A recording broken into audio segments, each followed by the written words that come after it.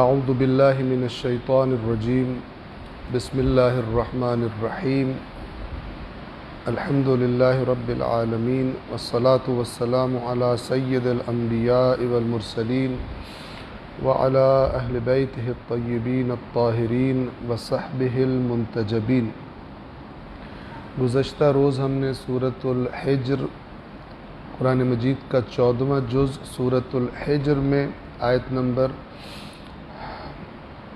40 تک ہم نے پڑھ لیا تھا، اور آج انشاءاللہ ہم پہلے سورۃ الحجر کی آیت نمبر 41 سے آگے چند آیات کی تلاوت کریں گے، اور اس کے بعد ان آیات کا ترجمہ اور وضاحت آپ کی خدمت میں عرض کریں گے۔ صلوات پڑھیں محمد و آل محمد۔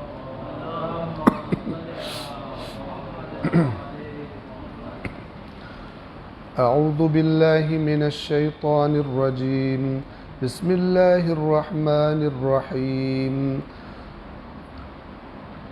قال هذا صراط علی مستقیم ان عبادی لیس لک علیہم سلطان الا من اتبعک من الغاوین وإن جہنم لموعدهم أجمعین لها 7 أبواب لكل باب منهم جزء مقسوم إن المتقين في جنات وعيون ادخلوها بسلام آمنين ونزعنا ما في صدورهم من غل إخوانا على سرر متقابلين لا يمسهم فيها نصب وما هم منها بمخرجين نبئ عبادي أني أنا الغفور الرحيم وأن عذابي هو العذاب الأليم ونبئهم عن ضيف إبراهيم إذ دخلوا عليه فقالوا سلاما قال إنا منكم وجلون قالوا لا توجل إنا نبشرك بغلام عليم قال أبشرتموني على أن مسني الكبر فبم تبشرون قالوا بشرناك بالحق فلا تكن من القانطين قال ومن يقنط من رحمة ربه إلا الضالون قال فما خطبكم أيها المرسلون قالوا إنا أرسلنا إلى قوم مجرمين إلا آل لوط إنا لمنجوهم أجمعين إلا امرأته قدرنا إنها لمن الغابرين فلما جاء آل لوط المرسلون قال إنكم قوم منكرون قالوا بل جئناك بما كانوا فيه يمترون وأتيناك بالحق وإنا لصادقون فأسر بأهلك بقطع من الليل واتبع أدبارهم ولا يلتفت منكم أحد وامضوا حيث تؤمرون وقضينا إليه ذلك الأمر أن دابر هؤلاء مقطوع مصبحين وجاء أهل المدينة يستبشرون قال إن هؤلاء ضيفي فلا تفضحون واتقوا الله ولا تخزون قالوا أولم ننهك عن العالمين۔ صلوات پڑھیں محمد و آل محمد۔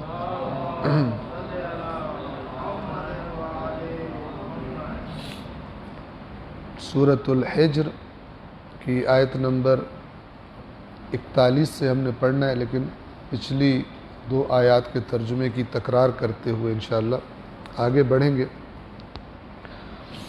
حضرت آدم کا خلق کیا جانا اور اس کے بعد اللہ تعالیٰ کا فرشتوں کو حکم دینا آدم کے آگے سجدہ کرنے کا، تو تمام فرشتوں کا سجدہ کرنا اور ابلیس کا انکار کرنا اور یہ کہنا کہ میں اس کو سجدہ نہیں کروں گا جس کو تو نے مٹی سے بنایا، اور اللہ نے فرمایا کہ یہاں سے نکل جا، تو شیطان نے مہلت مانگی اور اللہ نے فرمایا کہ قیامت کے دن تک تجھے مہلت ہے۔ تو پھر شیطان نے جب یہ مہلت لے لی تو آیت نمبر 39 میں اس طرح سے کہا کہ اے میرے رب، چونکہ تو نے مجھے بہکایا ہے لہٰذا میں بھی زمین میں ان کے لیے باطل کو، تیری نافرمانیوں کو ضرور آراستہ کر کے دکھاؤں گا، بڑی خوبصورت بنا کے انہیں دکھاؤں گا۔ انسانوں کو ہوں گی تیری نافرمانیاں، انہیں بڑی خوبصورت بنا کے دکھاؤں گا، مزیدار بنا کے دکھاؤں گا، اور سب کو ضرور بالضرور بہکاؤں گا، جیسے میں بہکا ہوں ان سب کو بہکاؤں گا۔ آیت نمبر 40، سوائے ان میں سے تیرے مخلص بندوں کے۔ ایک ہوتا ہے مخلص، ایک ہوتا ہے مخلص، لام پر زبر۔ مخلص خالص کرنے والا۔ اللہ کے نبی کو حکم دیا گیا قرآن مجید میں، قُلْ إِنِّي أُمِرْتُ أَنْ أَعْبُدَ اللَّهَ مُخْلِصًا لَهُ الدِّينَ، کہ کہہ دیجئے کہ مجھے امر کیا گیا ہے، یعنی مجھے اللہ کی طرف سے حکم دیا گیا ہے کہ میں اللہ کی عبادت کروں مخلصاً، خالص کرتے ہوئے، لہو اس کے لیے، الدین دین کو، یعنی جو اللہ نے مجھ سے کہے ہیں کام میں سارے کے سارے خالصتاً اس کے لیے انجام دوں، کسی قسم کے کسی اور کو اللہ کے کاموں میں شریک نہ کروں۔ یہ ایسا کرنے والا کیا ہوتا ہے؟ مخلص، خالص کرنے والا۔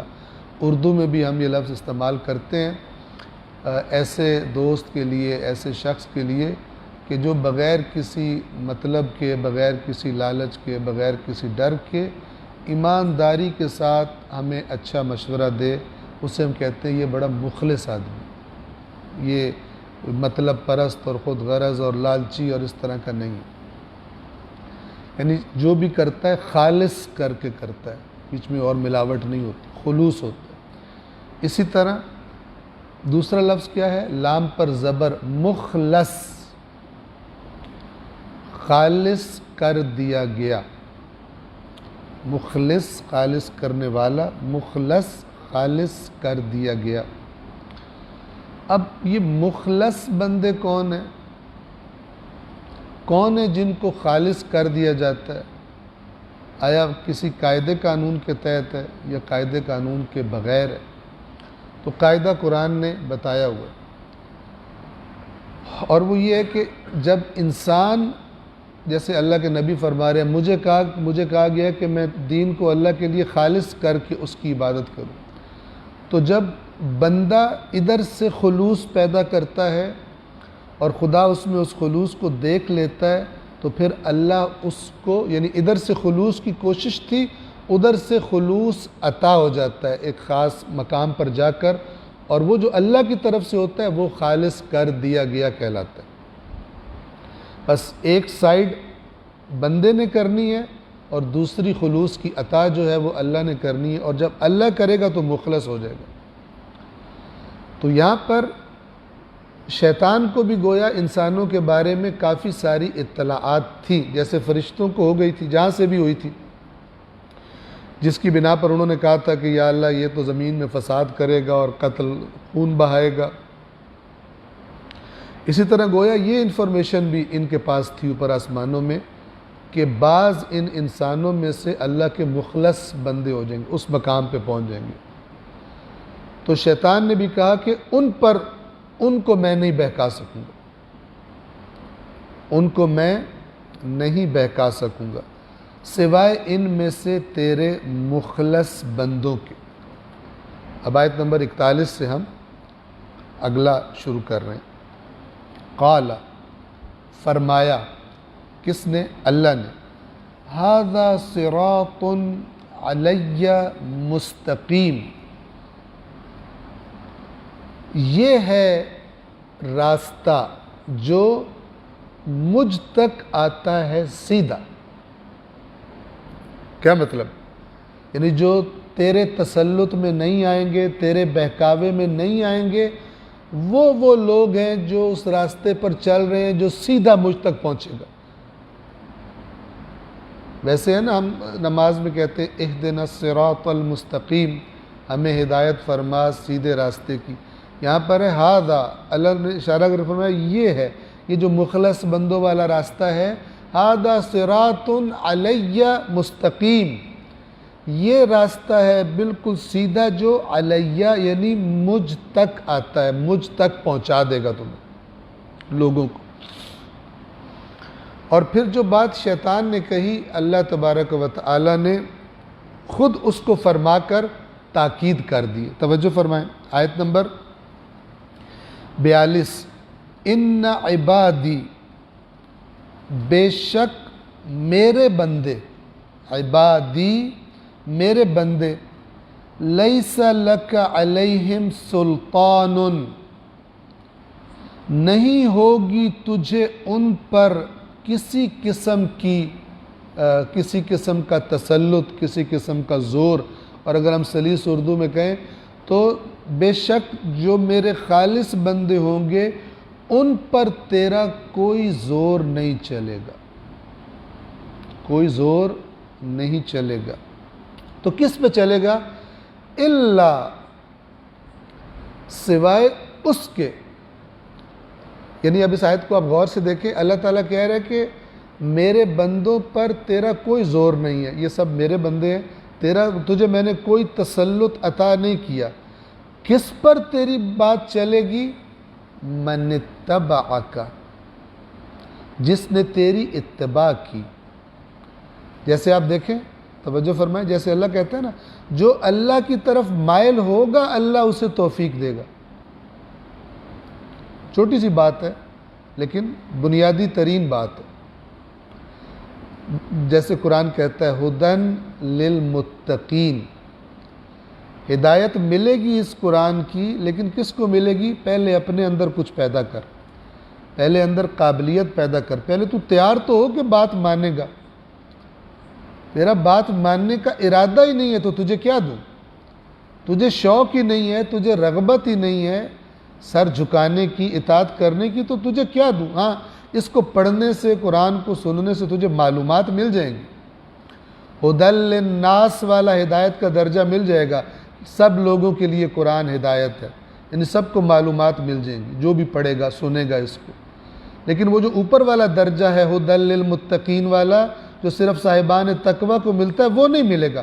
وہ تب ملے گا جب تو تقوی اپنے اندر پیدا کرے گا. اور تقوی کا سب سے کم ترین، ابتدائی ترین درجہ کیا ہے؟ کہ تو مائل تو ہو کہ بات مانے گا. تو اس لیے کھول، اس لیے سن کہ تو نے اطاعت کرنی، اس نیت سے. یہ تقوی ہے. اور جس کی قرآن کی باتوں پر عمل کرنے کی نیت ہی نہیں ہے، اس میں تقوی نہیں ہے. جب تقوی نہیں ہے تو پھر یہ اوپر والا درجہ بھی تجھے نہیں ملے گا. پس یہ قانون ہے اللہ کا کہ خدا کی طرف آنا چاہتے ہو، تم چاہتے ہو خداوند عالم کی تمہیں توفیقات ملیں، خدا تمہارا سرپرست بن جائے، تو تمہیں کچھ خود کرنا پڑے گا، خود مائل ہو ادھر. بالکل اسی طرح اللہ تعالیٰ فرما رہا ہے کہ شیطان کو کہ تیرا میرے بندوں پہ کوئی زور نہیں ہے، لیکن کن پر چلے گا؟ جو خود تیری طرف مائل ہوں گے، جو خود اللہ کی اطاعت، پاکیزگیوں کو چھوڑ کر جو خود ناجائز اور حرام لذتوں کی طرف اور کاموں کی طرف مائل ہوں گے. ٹھیک ہے، پھر جو خود ادھر مائل ہوں گے پھر تو بھی ان پر مسلط ہو جائے گا.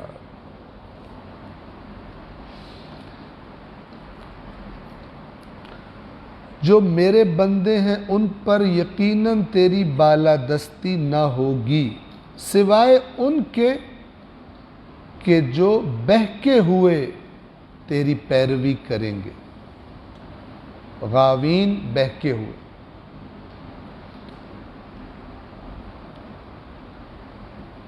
من اتبعک، جو تیری پیروی کرے گا اور وہ بہکا ہوا ہوگا. ان پر پھر تیرا زور چل جائے گا۔ دیکھیں یہ میں آپ کو مثال دیتا ہوں، ایک ملموس سی مثال۔ یہ مختلف جگہوں پر جو لوگوں کو منشیات پہ لگاتے ہیں اور پھر بیچتے ہیں بعد میں، وہ شروع بڑے اچھے انداز میں کرتے ہیں، چونکہ اس وقت بندہ نشے پہ نہیں لگا ہوتا اور اس کو اس کی لذت اور جو مسئلہ ہے وہ نہیں ہوتا، تو اس سے کیا کہتے ہیں، بڑے طریقے سے چکھو تو صحیح، بڑا مزہ آتا ہے، اس وقت زور نہیں چلتا ان کا، ٹھیک ہے۔ اب پیار سے محبت سے بڑا تعریف کر کے اس کو چکھاتے ہیں، شروع میں زبردستی نہیں کر سکتے، لیکن جب وہ لگ جاتا ہے اور لگ جاتا ہے، جب فل ایڈکٹ ہو جاتا ہے، پھر وہ اس کو آرڈر کرتا ہے، اگر یہ پڑیا چاہیے تجھے، جا یہ کام کر کے آ، جا فلان جگہ چوری کر کے آ، یہ کر کے آ، فلان کر کے آ۔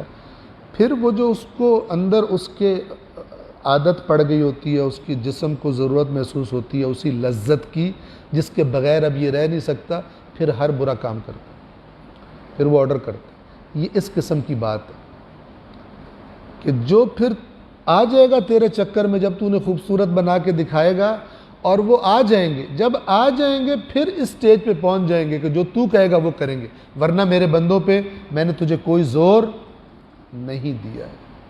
میں نے آپ کو ایک ملموس مثال دی ہے جو انسان آرام سے تصور کر سکتا ہے کہ کیسے ایک آزاد آدمی پہلے پھنستا ہے اور پھر مجبور ہو جاتا ہے اپنی اس طلب کی وجہ سے جو اس کو اس لذت کی ہوتی ہے کہ جو اس کے پاس ہے، اور اسی کو فالو کر کے وہ ملے گی، اسی کی اطاعت کر کے وہ ملے گی۔ صلوات پڑھیں محمد وآلہ محمد۔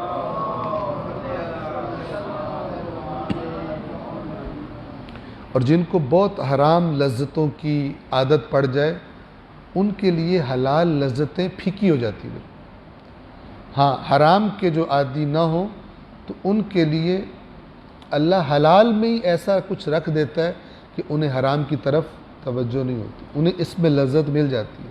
لیکن جس کو حرام کی عادت پڑ گئی ہے اس کو حلال بہت ہی پھیکا لگتا ہے، اور حلال والے بھی بڑے بے وقوف لگتے ہیں کہ یہ اس کی وادی، اس کی دنیا ہی فضائی اور ہو جاتی ہے جس میں وہ پھر اڑ رہا ہوتا ہے، سوائے ان بہکے ہوئے لوگوں کے جو تیری پیروی کرے۔ یہاں تک تو یہ بیان ہو گیا کن پہ شیطان کا زور چلے گا، کن پہ زور نہیں چلے گا، کیوں چلے گا بتا دیا۔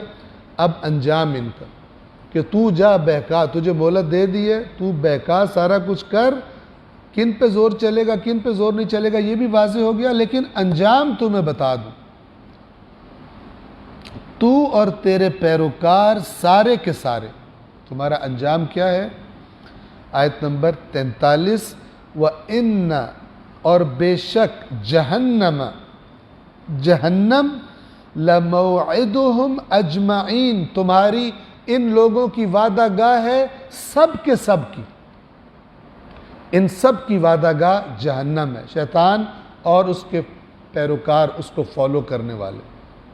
بس یہاں پر بھی آپ غور کریں کہ اصل مسئلہ فالو کرنے کا ہے، اصل مسئلہ انسان کا لیڈر کون ہے؟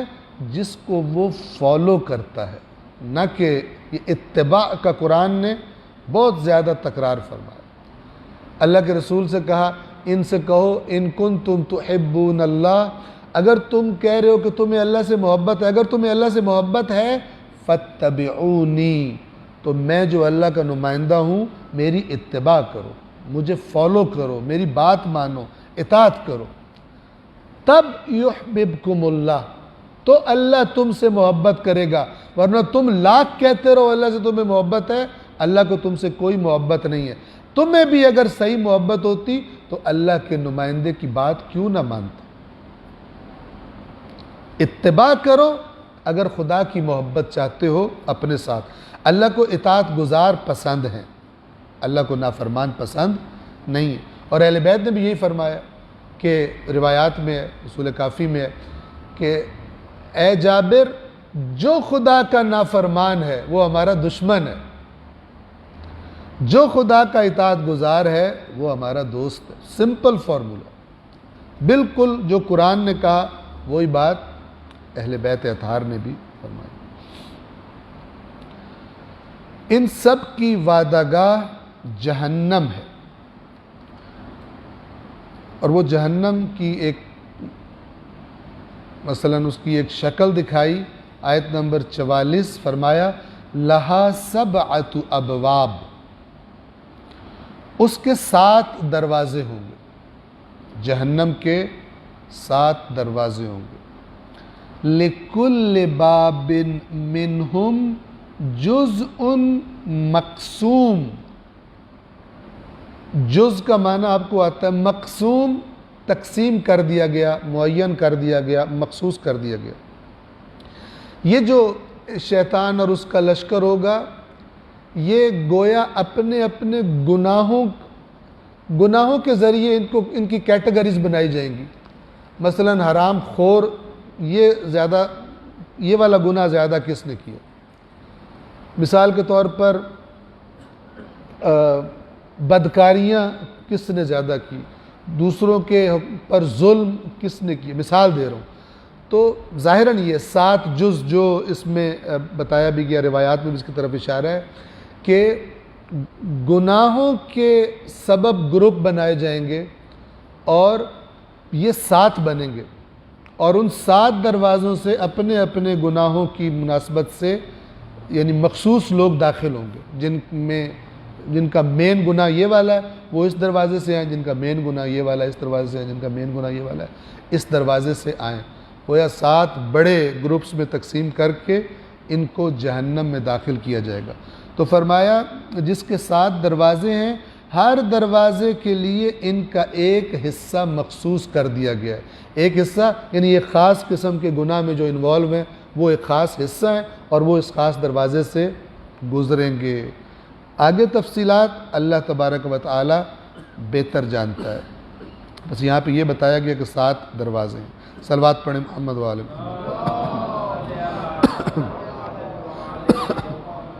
اور یہاں پر ایک برادران اہل سنت کی معروف تفسیر ہے، بہت بڑے عالم ہیں جلال الدین السیوطی، ان کی تفسیر کا نام ہے الدر المنثور، بکھرے ہوئے موتی۔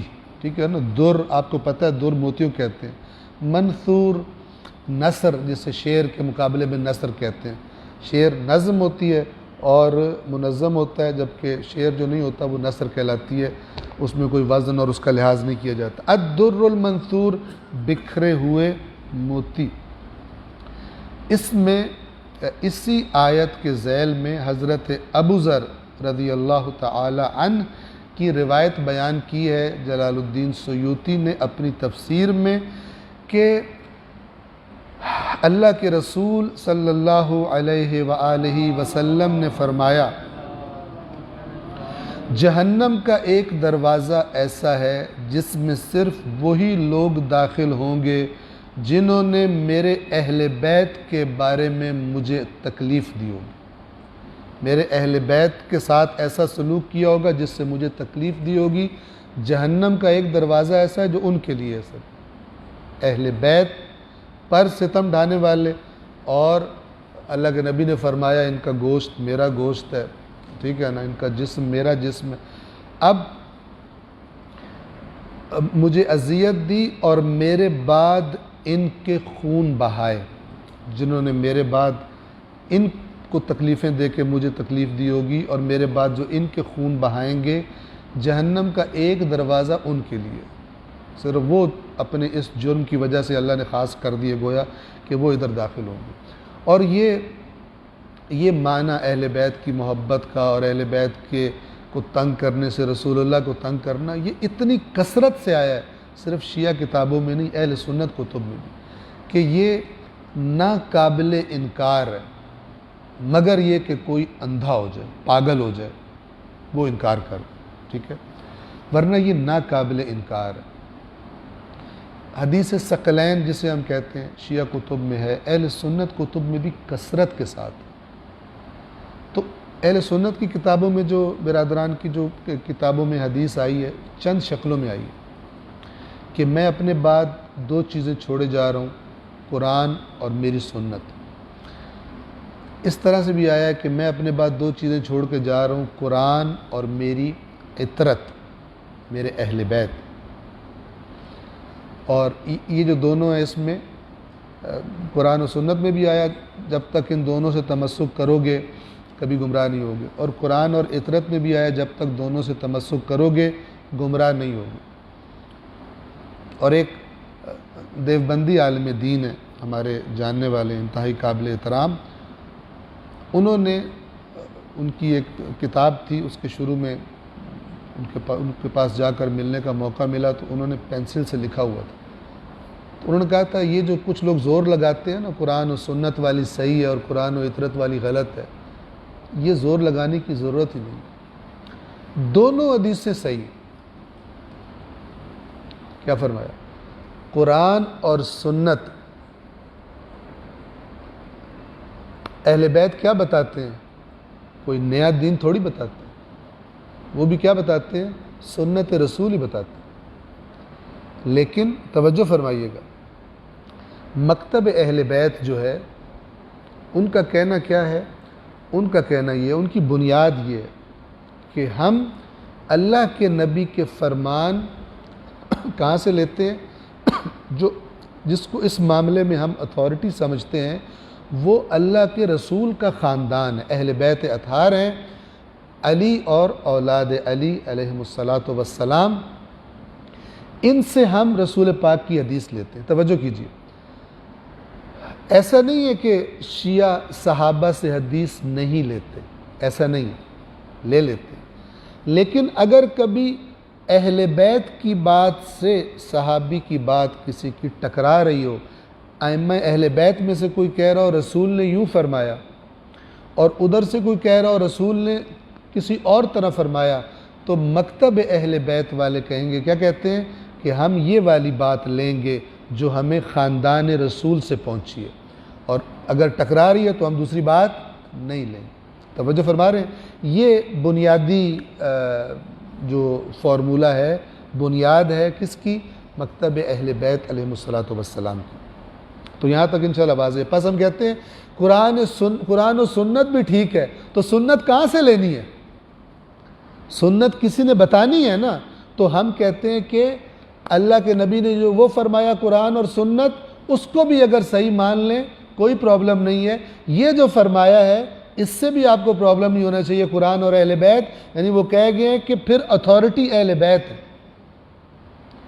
تو انہوں نے، وہ جو دیوبندی عالم دین تھے، انہوں نے یہ لکھا ہوا تھا کہ اگر کہیں سنت کے بارے میں اختلاف ہو جائے تو پھر جو سب سے سپریم فیصلہ دینے والی کونسل ہوگی، کہ اختلاف اگر ہو گیا حتیٰ کہ صحابہ میں بھی اختلاف ہو گیا کہ یہ والی بات رسول کی ہے یا یہ والی بات رسول کی ہے، تو فیصلہ کن جو ڈگری جاری کریں گے وہ اہل بیت اطہار ہوں گے، یعنی ان کا فیصلہ فائنل فیصلہ مانا جائے گا۔ تو لہٰذا اس پہ لڑنے کی ضرورت ہی نہیں ہے، یہ غلط ہے تو یہ صحیح ہے تو فلان ہے، ان سب کو، کیونکہ حدیث کو ریجیکٹ تب کیا جاتا ہے کہ جب مثلاً دونوں بالکل ایک دوسرے اس طرح ٹکرا رہی ہوں کہ ان کو جمع نہ کیا جا سکتا، ٹھیک ہے؟ لیکن اگر جمع کیا جا سکتا ہے تو پھر حدیث کو رد کرنے کی ضرورت نہیں ہے۔ بالکل صحیح ہے، قرآن و سنت چھوڑ کے جا رہے ہیں، لیکن سنت کس سے لینی ہے؟ جبکہ ہم جانتے ہیں کہ صحابہ میں بہت سارا اختلاف ہے، تھوڑا بہت نہیں ہے، بہت سارا اختلاف ہے، حتیٰ اتنا اختلاف ہے کہ گردنیں بھی ایک دوسرے کی اڑا دی، اور پتہ نہیں کیا کیا۔ مثلاً آپ اگر دیکھیں کہ آج تک جو امت مسلمہ میں جو مطلب گروپ بندیاں ہوئی ہیں، ان سب کی جڑ کس زمانے میں ہے؟ اسی زمانے میں۔ اگرچہ ہم بہت اچھی طرح واضح ہیں اس میں کہ اللہ کے قرآن نے اور سیرت رسول اور سیرت اہل بیت میں ان سب اختلافات کے ہوتے ہوئے ایک امت بن کے رہنے کا راستہ موجود ہے۔ یہ الگ بات ہے کہ مسلمانوں نے وہ راستہ نہیں چنا، سب نے، شیعوں نے، سنیوں نے وہ راستہ نہیں چنا، اور زیادہ زور اس پہ دیا ہے کہ ایک دوسرے کی خبر لی جائے، اور نتیجہ یہاں پہ پہنچایا ہے کہ پھر مختلف طاقتوں سے مار کھاتے ہیں، اور سارے کے سارے بطور امت بہت نیچے آ گئے اور بہت پیچھے اور کمزور ہو گئے۔ ظاہر ہے اللہ تعالیٰ کی بتائی ہوئی باتوں پر کس چیز کی کتنی اہمیت ہے، کس چیز پہ کس کو قربان کیا جائے گا، جب اتنا فہم نہیں ہے اور جذبات غالب ہیں تو پھر اللہ تبارک و تعالیٰ نے پھر وہی انجام لکھا ہوتا ہے کہ جو آج امت مسلمہ کا ہو رہا ہے۔ تو اس حدیث ثقلین میں اہل سنت کی کتب میں یہ مسلم حدیث آئی ہے کہ میں دو چیزیں چھوڑ کے جا رہا ہوں، ایک قرآن ہے، میرے اہل بیت ہیں، اور اس میں 3 مرتبہ فرمایا کہ اذکرکم اللہ فی اہل بیتی، 3 دفعہ ریپیٹ کیا، گویا کہ اللہ کے نبی کو اللہ کی طرف سے خبر تھی۔ فرمایا کہ میں تمہیں اللہ کا خوف دلاتا ہوں، اللہ کو مت بھولنا میرے اہل بیت کے بارے میں، اللہ کو مت بھولنا میرے اہل بیت کے بارے میں، اللہ کو مت بھولنا میرے اہل بیت کے بارے میں۔ اور جو امت نے کیا ہے، لگتا ہے اللہ کے رسول نے یہ کہا تھا اللہ کو مت یاد رکھنا میرے اہل بیت کے بارے میں، اللہ کو مت یاد رکھنا میرے اہل بیت کے بارے میں، اللہ کو مت لگتا ہے کہ یہ کہہ کر گئے تھے۔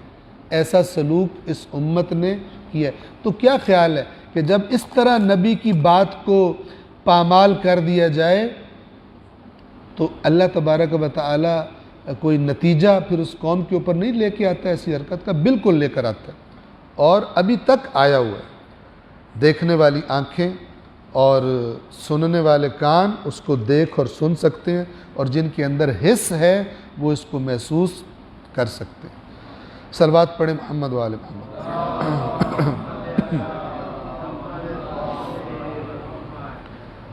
آیت نمبر 45، یہاں شیطان اور اس کے پیروکاروں کا ذکر ہوا اور ان کے انجام کا بھی ذکر ہوا، جس کے ذیل میں 7 دروازوں کے ذیل میں میں نے آپ کو وہ حدیث سنائی۔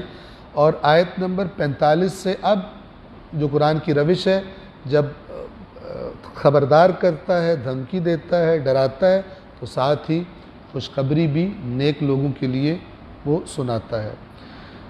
سورۃ الحجر آیت نمبر 45، ان المتقین فی جنات وعیون، بے شک متقین،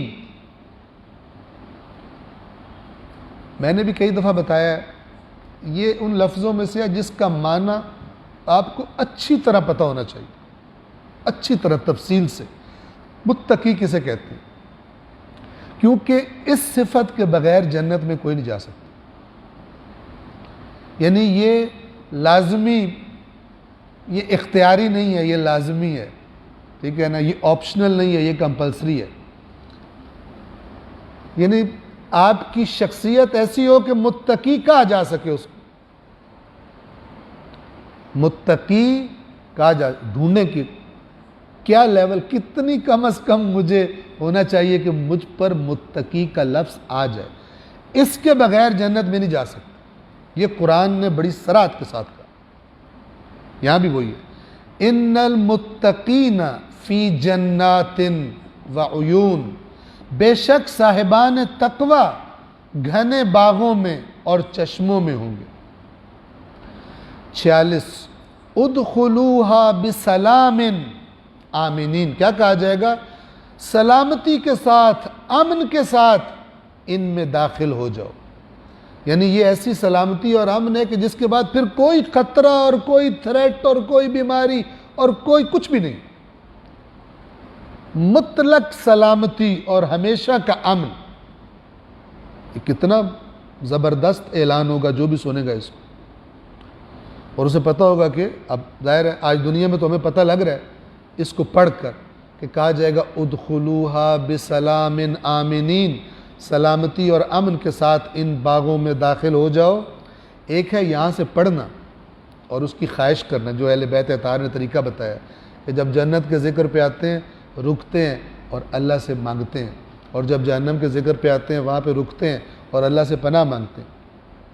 ایک یہ یہاں پڑھنا ہے، اور ایک وہ وقت ہوگا کہ جو اس جملے کا حقیقی کہا جانے کا وقت ہوگا قیامت میں، تو اس کی لذت انسان تصور کر سکتا ہے کیا ہوگی جب سامنے ہو اور کہا جائے کہ آپ اس کے اندر داخل ہو جائیں۔ آیت نمبر 47، یہ آیت یہ بتا رہی ہے کہ جو لوگ جنت میں جائیں گے، ممکن ہے کہ دنیا میں آپس میں کوئی مس انڈرسٹینڈنگ ان کی رہ گئی، ممکن ہے، دنیا میں ممکن ہے کہ غلط فہمی ہو گئی ہو اور اس غلط فہمی کی وجہ سے ایک دوسرے کے بارے میں دل میں کوئی کدورت ہو،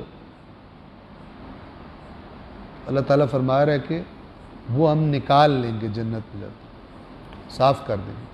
چونکہ یہ ایک نفسیاتی مسئلہ بھی یاد رکھیں، جتنا انسان کے اندر کسی کے بارے میں نفرت ہوتی ہے، خود بھی سکون مکمل میں نہیں آ سکتا۔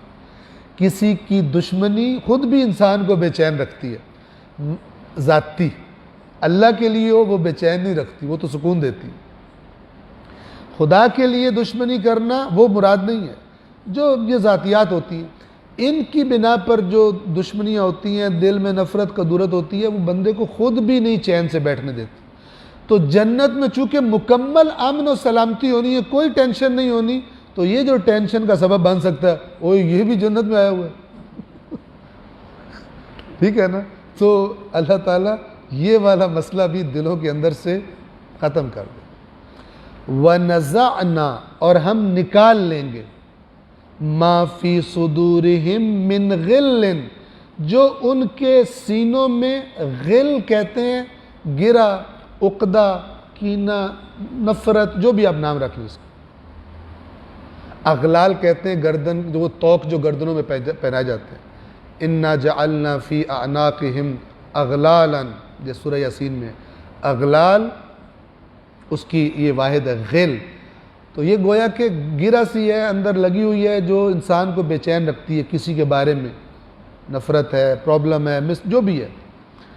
تو ہم ان کے سینوں میں جو کینہ ہوگا، نفرتیں ہوں گی، وہ نکال لیں گے۔ اخواناً علی سرر متقابلین، اور کیسے ہوں گے یہ؟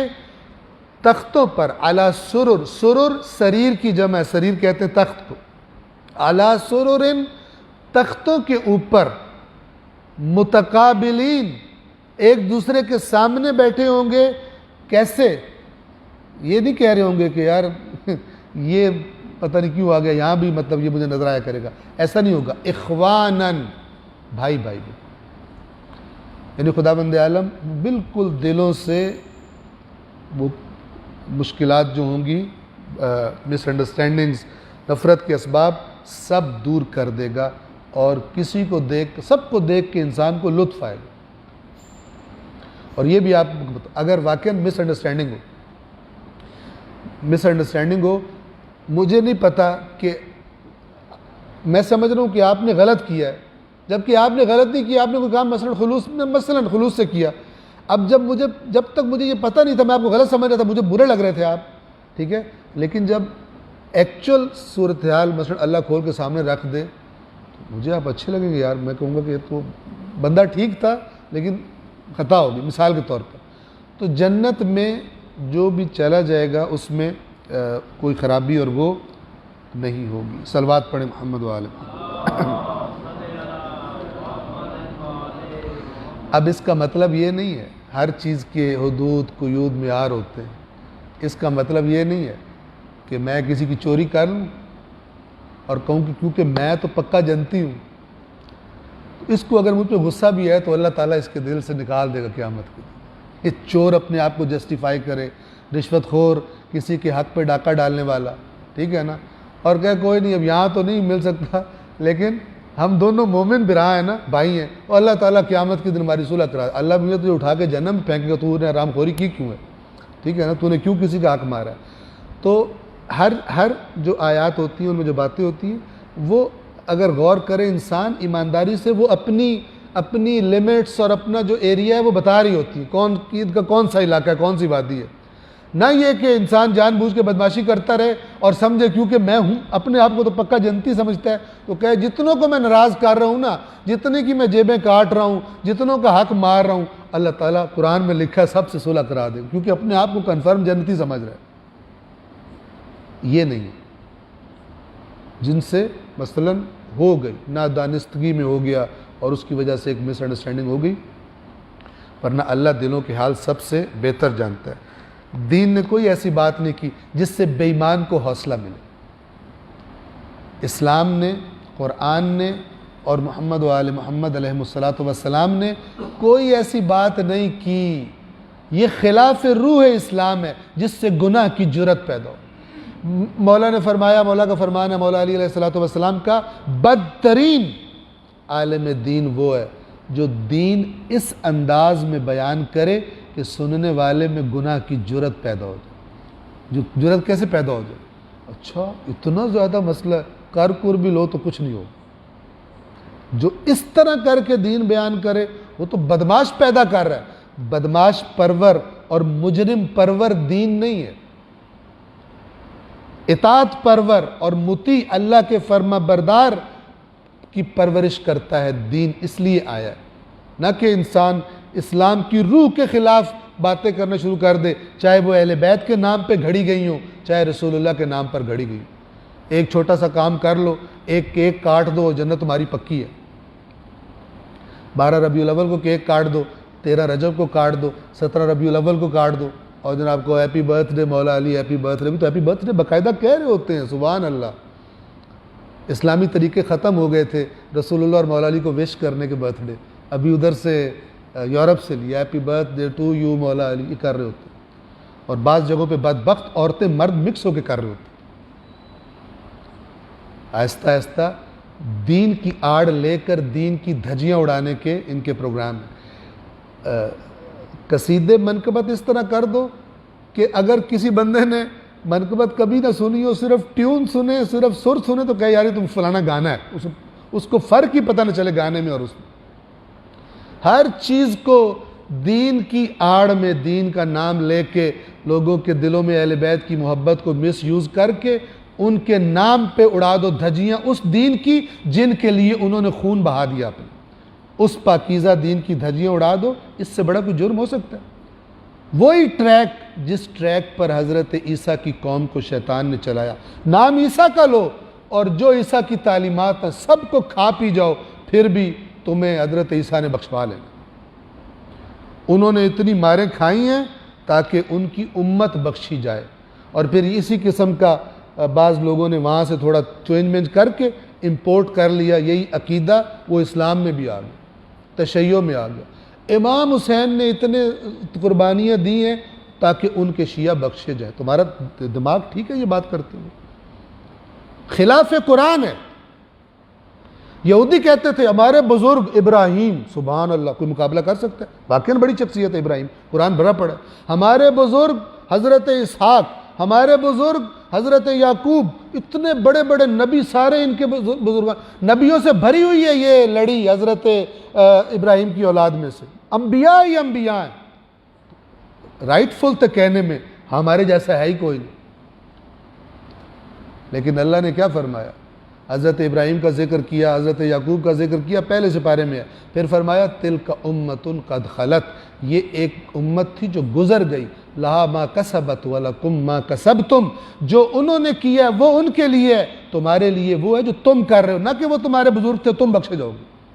وَلَا تُسْأَلُونَ عَمَّا كَانُوا يَعْمَلُونَ، ان کے عملوں کے بارے میں تم سے سوال نہیں کیا جائے گا۔ اچھا تمہارا جی وہاں پر پیپر آئے گا کہ حضرت ابراہیم کے بارے میں بتاؤ اور جنت میں چلے جاؤ۔ تم مثال سادی سی دے رہا ہوں، تم سے نہیں پوچھا جائے گا، ان کے اعمال بتا کے تم چلے جاؤ۔ لہا ما کسبت وَلَكُمْ مَا كَسَبْتُمْ وَلَا تُسْأَلُونَ عَمَّا كَانُوا يَعْمَلُونَ، ان کے اعمال تم سے نہیں پوچھے جائیں گے، تمہارے اعمال تم سے پوچھے جائیں گے۔ سمپل قرآن۔ اس کے بعد آپ آیت سامنے ہو، واضح ہو، پھر آپ کہیں اس کے 20 معنی نکلتے ہیں، تمہیں کیا پتہ یہ جو معنی بتا رہا ہے یہ تو لفظی ترجمہ کر رہا ہے، تفسیر پڑھو جا کے، بے ایمانوں نے پتہ نہیں کیا کیا، اور لوگوں کی عقلوں پہ پتہ نہیں کون سے تالے ہیں، یعنی وہ الفاظ جو اللہ نے چنے بات کرنے کے لیے ان کی ویلیو ہی کوئی نہیں ہے۔ اتنے جسور ہیں، اتنے گستاخ ہیں کہ اللہ تبارک و تعالی نے جو الفاظ چنے ہیں اپنا قیامت تک کا پیغام بھیجنے کے لیے، ان کی ویلیو ہی نہیں ہے، اس کا معنی ہی نہیں پتہ چلتا۔ ان قریب تمہیں پتہ چل جائے گا کہ ان کا معنی پتہ چلتا تھا، اگر ان کا معنی پتہ نہ چلتا ہوتا تو ائمہ اہل بیت کبھی نہ کہتے اس پہ پرکھو جو ہمارے سے منسوب باتیں ہیں، بات بنتی نہیں ہے۔ اگر یہ نہ سمجھ آتا ہو تو اس پہ پرکھی جائے کوئی چیز، یہ بات ہی غلط ہے، اور وہ غلط بات نہیں کرتے، تم غلط کرتے ہو جو کہتے ہو قرآن مجید کے 20 معنی ہوتے اور پبلک کو کنفیوز کر دیا ہے، اور اس لیے پبلک قرآن سے دور ہے، چاہے اہل سنت ہو چاہے اہل تشیع ہو۔ عوام کی اکثریت قرآن پر ان کو اعتماد ہی نہیں ہے کہ اس سے ہم دین سیکھ سکتے ہیں۔ بس تعریفیں کرو قرآن کی، تویزیں بناؤ، مٹھائیاں کھاؤ اور لنگر کھاؤ، موجیں کرو، ادھر سے ہدایت مت لو۔ پورا سسٹم ہی، پورا ٹرین کا کانٹا ہی بدل دیا، کہیں اور نکال دی گاڑی، اس قرآن سے علاوہ ہی سارے گزارے کر لیے۔ خواب زیادہ سناتے ہیں، قرآن کی آیت کو کم ویلیو دیتے ہیں۔ ایک صاحب سے میں نے بات ہو رہی تھی کسی جگہ پر، تو قرآن کی آیت پڑھ کے سنائی، ٹھیک ہے، تو کہتے ہیں کہ واضح تھی بالکل، تو کہتے ہیں تو پھر جو بزرگان اتنے انہوں نے کیے وہ غلط کہتے ہیں سارے۔ یہ تو آپ فیصلہ کرو گے نا، اگر یہ کلیئر ہے کہتے ہیں، پھر کیا کہیں گے؟ ہو سکتا ہے ہمیں صحیح سمجھ نہ آ رہا ہے سمجھ، لیکن جو فیڈ کیا گیا دماغ میں، سافٹ ویئر گھسایا گیا کئی سال سے، وہ نہیں چھوڑ رہا، اس سے وحشت ہوتی ہے۔ اور یہ آلموسٹ ہر جگہ پہ، یہ مختلف جگہوں پر یہی حال ہے کہ بزرگ نہیں چھوڑنے۔ وہ ایک ابھی سپیچ آئی، شاید آپ نے سنی ہو، ریسنٹلی جب یہ اسکینڈل آیا تھا بدفعلی کا ایک مدرسے میں، شروع ہو گیا باتوں کا، تو ایک صاحب نے اس کا دفاع کرنے کے لیے اس نے کہا کہ یہ کام تو رسول پاک کے زمانے میں بھی کرتے تھے۔ اس نے یہ دفاع بھی کرے کوئی تو دشمن تو نہ کرے، دشمنی تو نہ کرے، دفاع کرو تو صحیح طرح کرو۔ اب وہاں پر مختلف باتیں ہوئی، ایک بات یہ سن لیں، ایک صاحب کہہ رہے تھے کہ مدرسے کا فاسق، مدرسے کا طالب علم جو فاسق ہے، فاسق سمجھتے ہیں نا، یہ بہتر ہے کالج کے ولی اللہ سے۔ کالج میں پڑھنے والا اللہ کا ولی ہو، اتنا نیک ہو، اس سے مدرسے میں پڑھنے والا بندہ طالب علم اگرچہ فاسق ہو وہ بہتر ہے۔ دلیل کیا ہے؟ سنیں، کہتے اس لیے کہ مدرسے والے اپنا عقیدہ نہیں چھوڑتے، کالج والے چھوڑ دیتے۔ کیسے؟ کہتے ہیں کالج والے کو اگر آ کر کوئی کہے قرآن کی آیت سنائے یا کوئی حدیث سنائے، وہ اپنا عقیدہ آیت کی وجہ سے حدیث پہ چھوڑ دے گا، لیکن مدرسے والے کو تم آیتیں سناؤ، حدیثیں سناؤ، وہ نہیں چھوڑے گا۔ اس لیے مدرسے کا فاسق بھی ادھر سے بہتر ہے۔ اللہ کے نبی نے فرمایا جس کے دل میں تعصب ہوگا جہنم کی خوشبو نہیں سونگے گا۔ کسی نے سوال کیا یا رسول اللہ تعصب کیا ہوتا ہے؟ تو کہا اپنی قوم کے گندوں کو دوسری قوم کے اچھوں سے بہتر سمجھنا۔ جتنا بھی گندا ہے تو ہماری پارٹی کا، ہے تو ہمارے خاندان کا، یہ صحیح ہے تو ہمارے مسلک کا، جتنا بھی گندا ہے، اور وہ بہت نیک ہے، متقی ہے، لیکن چونکہ ہماری سائیڈ کا نہیں ہے، لہٰذا یہ گندا، یہ فاسق، یہ فاجر، یہ ممبروں سے ایسی باتیں ہوتی ہیں، ہماری طرف سے بھی ہوتی ہیں، ان سب کی طرف سے ہوتی ہیں، سب لتر کھا رہے ہیں اللہ کے ذلت اور رسوائی کے دنیا میں۔ جو ویلیوز اسلام کی ویلیوز تھی، جو معیار تھے، ان کو پامال کرتے ہیں فرقے کے نام پر۔ گویا ہر چیز بدل گئی ہے، فرقے کو سپورٹ کرنے کے لیے بھی سامنے آ رہی ہے۔ جھوٹ بولنا ہے، جھوٹ بولو، دوسرا جتنا بھی نیک ہو گندا ہی گندا ہے۔ اس بات پر ذرا غور کیجئے گا، یہ خلاف قرآن ہے۔ صلوات پڑھیں محمد و آل محمد۔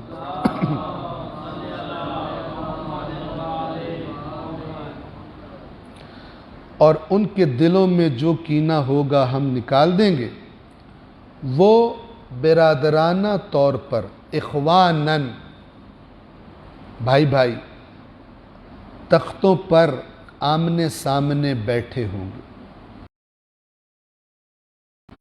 آیت نمبر 48۔ اب جب وہاں پہنچ جائیں گے تو اللہ تعالیٰ پہلے تو کہا گیا تھا نا کہ امن و سلامتی کے ساتھ داخل ہو جاؤ، اب جو وہاں کی زندگی ہے فرما رہے ہیں لا یمسہم فیہا نصب، انہیں وہاں پر کوئی نصب، نون صاد بے کبھی ٹچ بھی نہیں کرے گی، مس بھی نہیں کرے گی۔ نسب کسے کہتے ہیں؟ یا ایسا کام جس کے لیے مشقت کرنی پڑے، یا اس مشقت والے کام کے بعد جو تھکاوٹ ہو جاتی ہے، بندے سے کام نہیں ہو رہا ہوتا، اسے کہتے ہیں نسب۔ یہ ان کو کبھی مس بھی نہیں کرے گی، فریش۔ وَمَا هُم مِّنْهَا بِمُخْرَجِينَ۔ اور دوسری ٹینشن کیا ہو سکتی ہے؟ یہاں سے نکالے گا تو کوئی نہیں، آ تو گئے ہیں، ٹھیک ہے، تو یہ نہ ہو کہ تھوڑی دیر بعد گئے، ٹھیک ہے بس اب دیکھ شیک لیے جنت، اب جاؤ مثلا ختم ہو گئے، ایسا نہیں ہوگا۔ وَمَا هُم مِّنْهَا بِمُخْرَجِينَ، اور انہیں وہاں سے نہیں نکالا جائے گا، یعنی جو وہاں چلا گیا ہے وہ ون وے ہے، واپس دوبارہ اس کو نکالا نہیں جائے گا۔ آیت نمبر 49۔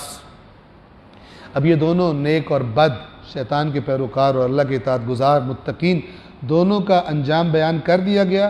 اب خداوند عالم دونوں سائیڈز کو ایک اور انداز میں بیان کر رہے ہیں۔ فرمایا آیت نمبر 49 میں، نبئ عبادی۔ نبئ نبأ سے ہے، نبأ کہتے ہیں بڑی خبر کو، اہم خبر کو،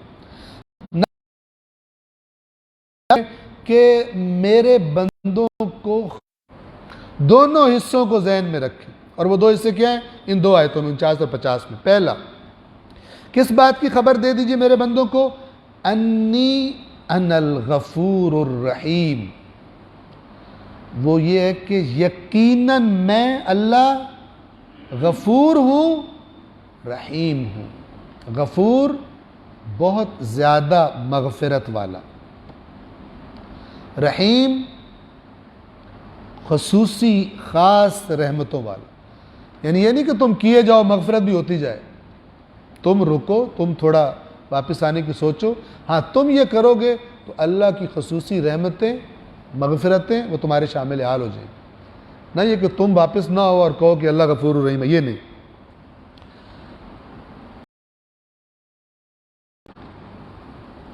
یہ ایک طرف میرے بندوں کو بتا دیجئے کہ میں بہت مغفرت والا اور خاص رحمتوں والا ہوں جو دائمی ہوتی ہیں۔ اور آیت نمبر 50، وَأَنَّ، اور یہ بھی بتا دیجئے، اور یہ کہ عذابی، میرا جو عذاب ہے، هُوَ الْعَذَابُ الْعَلِيمُ، وہ بھی بہت دردناک ہے۔ یعنی ادھر سے بھی اس سے زیادہ کوئی چیز فرض نہیں کی جا سکتی، اور ادھر سے میرے عذاب سے زیادہ تکلیف دہ چیز بھی کوئی فرض نہیں کی جا سکتی۔ جیسے سورہ فجر میں ہے نا، فَلَا يُعَذِّبُ عَذَابَهُ أَحَدٌ وَلَا يُوثِقُ وَثَاقَهُ أَحَدٌ، اس دن جس طرح وہ عذاب دے گا کوئی عذاب نہیں دے سکتا، اور جس طرح وہ پکڑے گا کوئی نہیں پکڑ سکتا۔ یعنی اس کی گرفت سے پتہ چلے گا گرفت ہوتی کیا چیز ہے، ساری گرفتیں بھول جائیں گی۔ اور جب وہ عذاب دے گا روز قیامت میں، تب لوگوں کو ہر دوسری چیز بھول جائے گی، اتنا شدید وہ عذاب ہوگا۔ تو اللہ تعالیٰ فرما رہا ہے ادھر سے بھی مجھ سے بڑھ کر نہ کوئی مغفرت میں ہے نہ کوئی رحمت میں ہے، اور ادھر سے جو مجرموں کو میں سزا دیتا ہوں وہ اتنا دردناک ہے کہ اس سے زیادہ دردناک چیز کو تصور نہیں کیا جا سکتا۔ پس عقل مند کون ہے کہ جو ان دونوں کو ملحوظ رکھے؟ رحمت کی امید اس کو زندگی دے گی، جذبہ دے گی، اور عذاب کا خوف اس کے اندر گناہ کی جرأت پیدا نہیں ہونے دے گا، چاہے جتنا بھی وہ نیک ہے۔ آیت صلوات پڑھیے محمد وآل محمد۔ اب یہ قصہ ہے، پہلے بھی یعنی ہم یہاں پر قرآن میں گزرا، قرآن کے بیان میں دو قصے اٹیچڈ ہیں، حضرت ابراہیم اور حضرت لوط، کہ جن کو حضرت ابراہیم نے، ان کے بھانجے تھے یا بھتیجے ابھی میرے ذہن میں، ان کو اس قوم کی بستیوں میں تبلیغ کے لیے بھیجا تھا جن کو سدوم کہا جاتا ہے، جہاں یہ قوم بستی تھی کہ جن کو اب ہم قوم لوط کے نام سے جانتے ہیں، اور یہ بہت بدکار تھے۔ یہ لوٹتے بھی تھے مسافروں کو، اور علل اعلان بے حیائیاں بدکاریاں کرتے تھے، ہم جنس پرستی والی بدکاری کرتے تھے۔ تو ان کا جب ٹائم آیا تو اللہ نے فرشتوں کو بھیجا اب یہاں پر یہ قصہ، اس کی جو مناسبت ہے اگر ہم غور کریں اس سورہ مبارکہ کے شروع میں، تو کیا کافر کہہ رہے تھے رسول اللہ کو فرشتے کیوں نہیں لے آتا، اور پھر اللہ نے فرمایا تھا فرشتے حق لے کے نازل ہوتے ہیں، اور جب وہ نازل ہوتے ہیں پھر مہلت نہیں دی جاتی. تو یہ اس کی مثال دی جا رہی ہے اس میں کہ فرشتے آئے تھے ابراہیم کے پاس حق لے کر آئے تھے، لیکن ابراہیم کے پاس حق لے کے آئے تھے خوشخبری، اور قوم لوط کے لیے حق لے کے آئے تھے عذاب. اور جب وہ آئے فرشتے تو پھر مہلت نہیں دی گئی. حالانکہ آپ کو پتہ ہے یہاں پہ نہیں ہے لیکن دوسری جگہ پر ہے. حضرت ابراہیم نے بہت ہی رولا ڈالا کہ کسی طرح ٹل جائے. یجادلنا فی قوم لوط، ابراہیم مجادلہ کرنے لگے. نبی جو ہوتا ہے وہ مثلا اللہ کی طرف سے خاص طور پہ اس کے دل میں نرمی ہوتی ہے تو وہ کرتا ہے. اور دنیا میں تبلیغ کا تقاضا یہی ہے، جس نے کرنی ہے وہ لوگوں کو نہیں دیکھے گا لوگ کیا کر رہے ہیں، وہ اپنے جذبے کے مطابق چلے گا کہ میں نے ان کو نجات دلوانی. تو وَنَبِّئْهُمْ عَنْ ضَيْفِ ابراہیم، اور انہیں خبر دے دیجئے ابراہیم کے مہمانوں کے بارے میں. یعنی ان کو یہ خبر سنا دیجئے، قصہ سنا دیجئے، یہ جو کہہ رہے ہیں فرشتہ کیوں نہیں لے کے آتا ہمارے سامنے، فرشتے لے آؤ. اور انہیں ابراہیم کے مہمانوں کا حال سنا دیجئے، خبر بتا دیجئے. 52 اذ دخلوا علیہ فقالوا سلاما، جب وہ ابراہیم کے پاس آئے داخل ہوئے تو کہا سلاما، سلام کیا آ کر ابراہیم کو. قال انا منکم وجلون. اب یہ جہاں حضرت ابراہیم کا قصہ آیا نا اس سب کو دیکھیں تو پھر پورا واضح ہو جائے گا، یہاں پورا ساری بات نہیں کی گئی. ہوا یہ تھا کہ جب یہ فرشتے یہ آئے انسانوں کی شکل میں تھے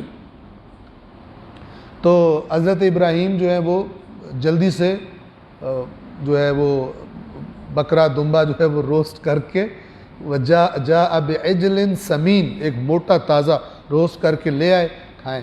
اب فرشتے تو نہیں کھاتے، تو جب انہوں نے دیکھا، حضرت ابراہیم نے دیکھا کہ یہ تو کھانے کی طرف ہاتھ ہی نہیں بڑھا رہے تو انہوں نے دل میں خوف محسوس کیا. یہ ایک برا امپریشن ہوتا تھا اس زمانے میں کہ اگر مہمان کھانا نہ کھائے تو ان کو یہ کیوں نہیں کھا رہے، یہ تو مہمان نوازی ہم نے کی ہے، ان کو کھانا کھانا چاہیے. تو وہاں پر حضرت ابراہیم نے جملہ بولا تھا وہ یہ والا ہے، قال انا منکم وجلون. حالانکہ یہ جو سلام والی بات ہے تو قرآن نے بتایا حضرت ابراہیم نے بہتر انداز میں سلام کا جواب دیا تھا، لیکن یہاں حضرت ابراہیم کے جواب کا ذکر نہیں ہے، یہاں پر اگلی بات کا ذکر ہے. حضرت ابراہیم نے کہا قال انا منکم وجلون، کہا کہ ہم تم سے خوف محسوس کر رہے ہیں، تمہاری جو صورتحال ہے، تمہاری باڈی لینگویج، تمہاری حرکتیں، تم سے ہمیں خوف محسوس ہو رہا ہے. کیا وجہ؟ 53 قالوا لا توجل، کہنے لگے آپ نہ ڈریں، ڈرنے کی ضرورت نہیں ہے. انا نبشرک بغلام علیم، آپ ڈرے نہیں، ہم تو یقیناً آپ کو خوشخبری دے رہے ہیں ایک صاحب علم بیٹے کی، ہم آپ کو خوشخبری دینے ہیں. یہ مرحلہ ہے حضرت اسحاق کی خوشخبری جو فرشتوں نے آ کے دی تھی. انا نبشرک بغلام علیم، ہم آپ کو ایک علم والے بیٹے کی خوشخبری دینے آئے. اب جب یہ سنا تو حضرت ابراہیم نے فرمایا، آیت نمبر 54 قال ابشرتمونی علی ام مسنی الکبر فبم تبشرون، کہنے لگے تم اس بڑھاپے میں مجھے خوشخبری دے رہے ہو، کس بات کی خوشخبری دے رہے ہو؟ یہ لفظ ہے قرآن، اس بڑھاپے میں، جب بڑھاپا مجھ پر آ گیا ہے اس میں تم مجھے خوشخبری دے رہے ہو کہ مجھے اولاد ہوگی. فبم تبشرون، کہ کس بات سے مجھے یہ خوشخبری سنا رہے ہو، کیسے ہوگا یہ؟ 55 قالوا بشرناک بالحق، انہوں نے کہا ہم نے تمہیں برحق خوشخبری دی ہے. حضرت ابراہیم سے کہا فرشتوں نے فلا تکم من القانتین، پس آپ مایوس ہونے والوں میں سے نہ ہو جائیں. اب یہ حضرت ابراہیم کو تعجب تھا بڑھاپے میں کیسے ہوگا، جانتے تھے اب باپ بننے کی عمر نہیں ہے، اور بیوی بھی جو ہے دوسری آیت میں بتایا گیا، بیوی نے بھی کہا تھا، اپنے منہ پہ تھپڑ مارا زور سے کہ بھلا میں کیسے ماں بن سکتا، اتنا تعجب ہوا ہمیں۔ قرآن میں فسکت وجہہا، اپنے منہ پر تھپڑ مارا انہوں نے، اور کہنے لگی کہ یہ کیسے ہوگا؟ تو فرشتوں نے کہا آپ کے رب کے لیے بڑا آسان ہے یہ کام کرنا، وہ کر دے گا۔ تو یہاں پہ حضرت ابراہیم کا تذکرہ۔ تو فرشتوں نے کہا کہ آپ مایوس ہونے والوں میں سے نہ ہوں، ہم نے تمہارا جو آپ کو خبر دی ہے برحق خبر دی ہے۔ اب جب اللہ کی سے امید اور مایوسی کی بات آئی تو حضرت ابراہیم نے کیا بات فرمائی؟ بہت خوبصورت جملے ہیں۔ 56 فرمایا قال، اور ابراہیم نے کہا وَمَن يَقْنَطُ مِن رَحْمَةِ رَبِّهِ إِلَّا الضَّالُّونَ، اور سوائے گمراہوں کے کون اپنے رب کی رحمت سے مایوس ہوتا ہے؟ فرمایا کہ یعنی اپنے رب کی رحمت سے کون مایوس ہوتا ہے؟ سوائے گمراہوں کے کون مایوس ہوتا ہے؟ میں مایوس نہیں ہوں، لیکن مجھے تعجب ہوا کہ کیسے ہوگا، کیونکہ ایج بہت زیادہ ہو گئی ہوئی۔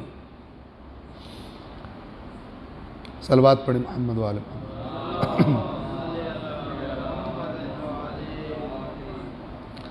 جیسے حضرت ابراہیم نے فرمایا تھا نا کہ وَإِذْ قَالَ إِبْرَاهِيمُ رَبِّ أَرِنِي كَيْفَ تُحْيِي الْمَوْتَى، اور جب ابراہیم نے کہا اے میرے رب مجھے دکھا تو مردے کیسے زندہ کرتا، تو اللہ نے فرمایا قَالَ أَوَلَمْ تُؤْمِنْ، ایمان نہیں ہے آپ کو؟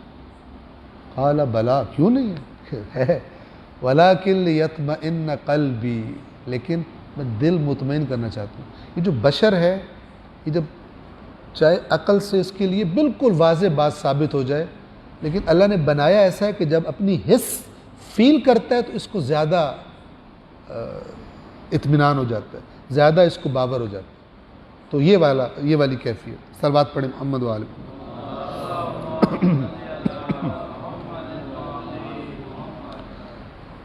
اب جب یہ مسئلہ حل ہو گیا، بچے کی خوشخبری بھی مل گئی، اور کہا کہ کون رحمت سے مایوس ہوتا ہے سوائے گمراہوں کے، تو اب ادھر والا کیس ختم کر کے پتہ چل گیا تو فرشتے آئے ہوئے ہیں، کہتے آئے کس کام ہیں؟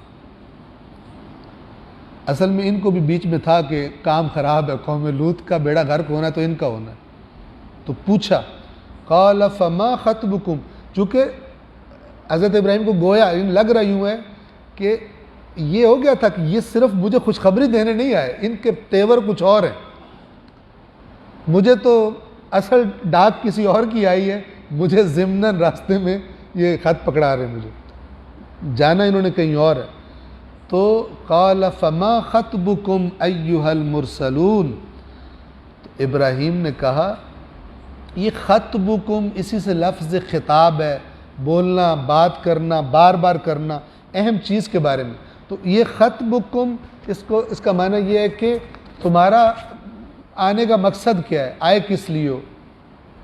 تو یہاں پہ ترجمہ انہوں نے کیا ہے اے بھیجے ہو، ایھا المرسلون۔ اب دیکھیں یہاں پہ مرسلون انبیاء کے بارے میں نہیں ہے، چونکہ مرسل کسے کہتے ہیں؟ جسے بھیجا گیا ہو، یہاں پہ یہ بھیجے گئے تھے۔ قرآن میں مرسل کا لفظ انبیاء کے لیے بھی آیا ہے اور فرشتوں کے لیے بھی آیا، یہاں پہ فرشتوں کے لیے۔ ابراہیم نے کہا اے فرستادگان، یہ فارسی کا لفظ ہے، فرستادہ کہتے ہیں جس کو بھیجا گیا ہو۔ اردو میں اے بھیجے ہوئے ذرا مزے کا نہیں لگتا، تو انہوں نے فارسی کا لفظ یوز کر دیا، اے فرستادگان تمہاری مہم کیا ہے، تمہارا مشن کیا ہے، کس لیے آئے ہو؟ آیت نمبر 58 قالوا، فرشتوں نے کہا انا ارسلنا الی قوم مجرمین، نام نہیں لیا قوم کا، نام بعد میں لیا، پہلے کام بتایا ان کا کہ بے شک ہمیں بھیجا گیا ہے ایک مجرم قوم کی طرف۔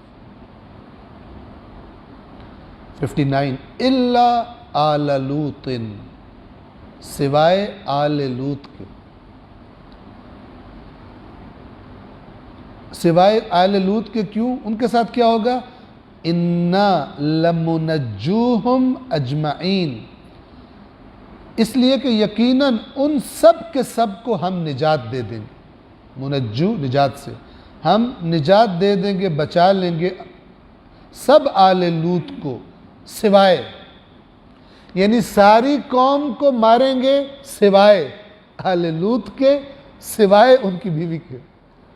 یعنی یہ جو دوسری والی سوائے ہے اس نے اٹھا کے پہلوں سے ملا دیا ہے، کس کو؟ حضرت لوط کی بیوی کو، کہ اس خاتون نے عجب، حضرت لوط نے چھپا لیے مہمان اپنے، تو اس نے جا کے رپورٹ دی قوم کو، بیگم نے، کہ تمہیں پتہ نہیں ہے اور میرے شوہر کے مہمان آئے ہیں، تمہارے مطلب کیا ہیں؟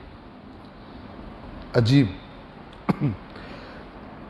اِنَّا لَمُنَجُّوهُمْ اجمعین، آیت نمبر 60 اِلَّا امْرَأَتَهُ، سوائے اس کی بیوی کے، سوائے نوح کی بیوی کے، قدرنا، ہم نے فیصلہ کر دیا ہے، مقدر کر دیا ہے، انہا لمن الغابرین، کہ یقیناً وہ یعنی حضرت لوط کی بیوی پیچھے رہ جانے والوں میں سے ہوگی۔ یہ غابر، آپ نماز جنازہ میں بھی آپ کو یہ لفظ سنا ہوگا، وَخْلُفْ عَلَىٰ أَهْلِهَا فِي الْغَابِرِينَ، اے اللہ یہ جو گیا ہے یا جو گئی ہے اس کے جو پیچھے غابرین رہ گئے ہیں، پیچھے رہ گئے ہیں، تو اس کا نائب بن جا ان کے لیے، یعنی جو کمی ہے وہ تو پوری کر دے اے اللہ، جو چلا گیا ہے چلی گئی ہے اس کے پسماندگان۔ یہ کہاں سے نکلا ہے؟ ہم اردو میں ایک اور لفظ بولتے ہیں غبار، کہتے ہیں نا گرد و غبار۔ یہ غبار کا مطلب کیا ہے؟ اصل میں غبار ہے جب آپ کوئی قافلہ گزرتا ہے تو مٹی وٹی اڑتی ہے لیکن وہ ساتھ نہیں جاتی، پیچھے رہ جاتی، اس پیچھے رہ جانے کی وجہ سے اسے کیا کہتے ہیں؟ غبار، اسی سے غابر ہے، پیچھے رہ جانے والا، سوائے اس کی بیوی کے جس کے بارے میں ہم نے طے کیا ہے کہ وہ ضرور پیچھے رہ جانے والوں میں سے ہوگی۔ 61 حضرت ابراہیم سے، یہاں پہ اس جگہ پہ قرآن نے نہیں بتایا، اور جگہ بتایا ہے کہ حضرت ابراہیم نے پورا زور لگایا کہ کسی طرح بات تھوڑی ٹل جائے، لیکن فرشتے پھر نہیں ٹلتے، جب اللہ کا آرڈر لے کر آتے ہیں نہیں ٹلتے، قرآن میں نہیں ٹلتے، ویسے پیروں فقیروں سے ٹل جاتے ہیں، وہ کہتے ہیں جاؤ جا کے اللہ سے کہو میرے مرید کو خبردار اگر ہاتھ لگائے تو یہ کر دو وہ کر دو، پھر آخر میں اللہ ہی ضد چھوڑ دیتا ہے، پیر صاحب ضد نہیں چھوڑتے۔ اس طرح کی فلمیں انہوں نے یہاں بنا کے قرآنک دین کو ریپلیس کر کے یہ فلمی دین جو ہے وہ انٹروڈیوس کروا دی، چونکہ اس کا مزہ زیادہ آتا ہے دیکھنے والوں کو، فلم دیکھنے کا مزہ زیادہ آتا ہے۔ آیت نمبر 61، اب یہ فرشتے حضرت لوط کے پاس آ گئے۔ فَلَمَّا جَاءَ آلَ لُوطٍ الْمُرْسَلُونَ، اور جب یہ فرستادہ آل لوط کے پاس آئے، 62، قَالَ إِنَّكُمْ قَوْمٌ مُنْكَرُونَ، یعنی حضرت نوح کو پتہ چلا کہ مہمان آئے ہیں تو وہ گئے ان کے پاس، تو کہتے ہیں کہ لوگ کون ہو؟ منکر اجنبی کو کہتے ہیں اصل میں، ٹھیک ہے؟ تو لوط نے کہا تم تو ناآشنا لوگ ہو، یعنی تم میرے مہمان آئے ہو، میں تمہیں پہچانا نہیں، آپ کون ہیں، ٹھیک ہے نا؟ تو آیت نمبر 63، قالوا بل جئناک بما كانوا فیہ یمترون، ہم اجنبی وجنبی نہیں ہیں بلکہ ہم تو تیرے پاس وہ لے کر آئے ہیں جس میں تیری قوم والوں کو شک ہے۔ حضرت لوط ڈرایا کرتے تھے، ٹھیک ہے؟ تو یہ نہیں ڈرتے تھے، ہم وہ لے کر آئے۔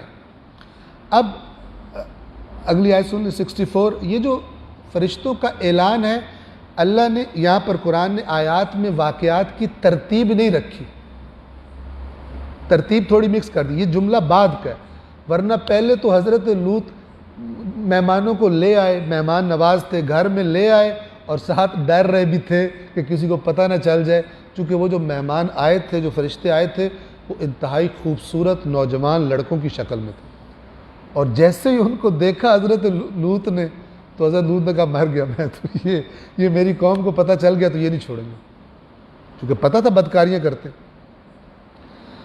تو جب قوم آ گئی، رپورٹ مل گئی، قوم آ گئی اور انہوں نے کہا نکال اپنے مہمانوں کو، تو انہوں نے حضرت لوط نے بہت ان سے کہا کاش میرے پاس طاقت ہوتی، مجھے رسوا نہ کرو، یہ میری قوم کی بیٹیاں ہیں، اگر تم نے مثلاً یہ جنسی کام کرنا ہی ہے تو اس کے لیے بیٹیاں ہیں، لڑکیاں ہیں، ان سے کرو، یہ کام نہ کرو۔ انہوں نے کہا تجھے پتہ ہے ہمیں لڑکیوں سے کوئی غرض نہیں ہے، اور اچھی طرح پتہ ہے کہ ہم کیا چاہتے ہیں، پھر باتیں کر رہے تو ہمارے ساتھ۔ یہ قوم کی حالت تھی۔ اب حضرت لوط کو نہیں پتہ تھا کہ جو آئے بیٹھے جن کے لیے پریشان ہیں، انہوں نے ان کا بیڑا غرق کرنا۔ تو جب یہ کام پیک پہ ہوا تو حضرت لوط کو ان فرشتوں نے کہا آپ چھوڑ دیں، ان کا ٹائم آ گیا، آپ رات کے کسی حصے میں اپنی گھر والوں کو لے کر نکل جائیں، اور آپ نے پیچھے مڑ کے بھی نہیں دیکھنا، اور ان پر عذاب آئے گا اور ان میں سے کوئی نہیں بچے گا، اور آپ کی بیوی بھی پیچھے رہ جائے گی۔ یہ حضرت لوط کو بتا دیا تھا۔ یہاں ترتیب تھوڑی سی جملوں کی فرق ہے۔ قالوا بل جئناک بما كانوا فيه يمترون، کہنے لگے ہم آپ کے پاس وہی چیز لے کر آئے ہیں جس کے بارے میں یہ لوگ شک کر رہے ہیں۔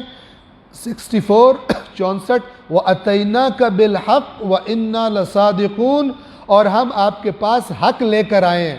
یہ یاد کرے شروع میں اللہ نے کیا تھا، فرمایا تھا فرشتے جب آتے ہیں تو وہ حق لے کر آتے ہیں، پھر مہلت نہیں دی جاتی۔ یہ اب ان عربوں کو جو کہہ رہے ہیں فرشتے تو کیوں نہیں لے کر آتا ہمارے پاس، تو ان کو جواب دیا جا رہا ہے، پورا واقعہ سنایا جا رہا ہے۔ اور ہم آپ کے پاس امر حق لے کر آئے ہیں، وَإِنَّا لَصَادِقُونَ، اور یقیناً ہم سچے ہیں۔ 65 فَأَسْرِ بِأَهْلِكَ بِقِطْعٍ مِّنَ اللَّيْلِ، پس آپ اپنے گھر والوں کو کے ساتھ رات کے کسی حصے میں چل پڑیں۔ اسر اسراء کہتے ہیں رات کے سفر کو، سورہ اسراء اسی سے ہے، رات کا سفر۔ وَاتَّبِعْ أَدْبَارَهُمْ، اور آپ ان کے پیچھے پیچھے دھیان رکھ کے چلیں کہ جب پیچھے آوازیں آئیں تو یہ آپ کے خاندان میں سے کوئی پیچھے نہ رہ جائے، وہ بھی اس پر بھی اسی عذاب کا اثر آ پڑے، چونکہ اللہ کا عذاب پھر وہ پوری اس بستی پر آ رہا ہوگا، تو یہ نہ ہو کہ یہ رکیں یا مثلا کوئی ایسا مسئلہ ہو جائے کہ اس کے قریب جائیں اور کوئی نقصان ان کو پہنچ جائے، لہٰذا آپ ان کے پیچھے پیچھے رہیں اور ان کو بچا کر لے جائیں۔ یہاں سے رات کے کسی حصے میں آپ چلے جائیں۔ وَلَا يَلْتَفِتْ مِنْكُمْ أَحَدٌ وَامْضُوا حَيْثُ تُؤْمَرُونَ، اور آپ میں سے کوئی شخص مڑ کر نہ دیکھے، اور جدھر جانے کا حکم دیا گیا ہے ادھر چلتے جائیں۔ آیت نمبر 66 وَقَضَيْنَا إِلَيْهِ ذَلِكَ الْأَمْرِ، اور ہم نے لوط کو اپنا فیصلہ پہنچا دیا۔ کیا فیصلہ؟ أَنَّ دَابِرَ هَؤُلَاءِ مَقْطُوعٌ مُصْبِحِينَ، کہ صبح ہوتے ہی ان کی جڑ کاٹ ڈالی جائے گی۔ یعنی یہ جو آپ کی قوم ہے، ہم نے لوط کو بتا دیا کہ صرف یہ رات کا ٹائم ہے، صبح ہوتے ہی آپ کی قوم کی جڑ کاٹ کے رکھ دی جائے گی، یعنی ان کا نام و نشان مٹا کر رکھ دیا جائے گا۔ وَجَاءَ أَهْلُ الْمَدِينَةِ يَسْتَبْشِرُونَ، اب یہ آگے کا بیان کر کے ایک دفعہ پھر پیچھے آ گئے ہیں، اور شہر والے خوشیاں مناتے ہوئے آئے۔ کل انشاءاللہ ہم یہ پڑھیں گے۔ آپ یہاں پہ اندازہ لگائیں، جیسے ہی ان کو رپورٹ ملی کہ لوط کے پاس خوبصورت نوجوان لڑکے آئے ہیں، یہ ناچتے کودتے خوشیاں مناتے کہ ہمارے لیے گویا کہ نیا شکار آیا ہے، یہ حضرت لوط کے پاس یہ لوگ آئے۔ تو ہم انشاءاللہ یہاں پر تمام کر رہے ہیں، کل انشاءاللہ یہیں سے آگے بڑھائیں گے۔ پروردگار عالم کی بارگاہ میں دعا کرتے ہیں، پروردگار قرآن کریم اور محمد و آل محمد کے صدقے ان دونوں ثقلین کی تعلیمات کو پڑھنے، سمجھنے، ان پر عمل کرنے، اور اپنی اولادوں کی، اپنی آئندہ نسل کی